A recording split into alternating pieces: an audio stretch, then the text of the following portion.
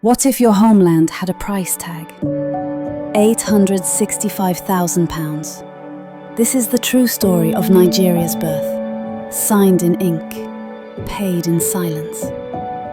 By the mid-1800s, Europe's industrial hunger turned to Africa. Palm oil replaced slaves as the new black gold fueling Britain's machines and soap factories. The Niger Delta was the source. Enter George Taubman Goldie, a British merchant with an imperial dream. He created the United African Company in 1879, merged rival traders, and rebranded it as the National African Company by 1881.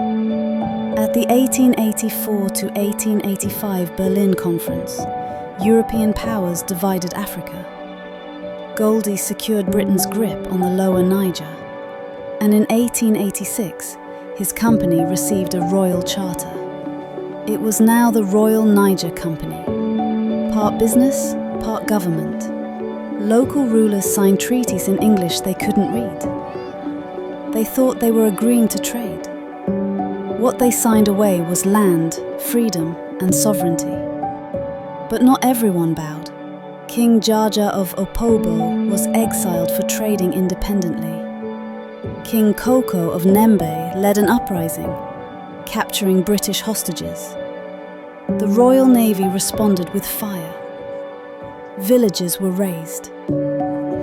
By the 1890s, the Royal Niger Company was facing backlash, criticism in London, attacks from local kings, competition from France and Germany.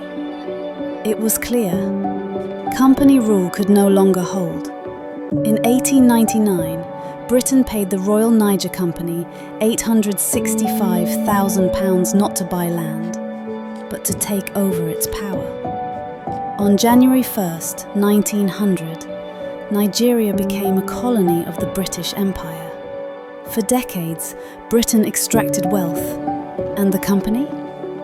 It became the Niger Company, later part of the United Africa Company, now Unilever. The profits continued. But what if there had been fair trade, not deception?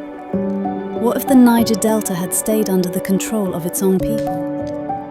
Would Nigeria be stronger today? In 1914, the British merged North and South into one colony, Nigeria. But the wounds of that £865,000 deal never fully healed. The real cost wasn't just in pounds. It was culture, identity, freedom. And over a century later, the bill still isn't paid.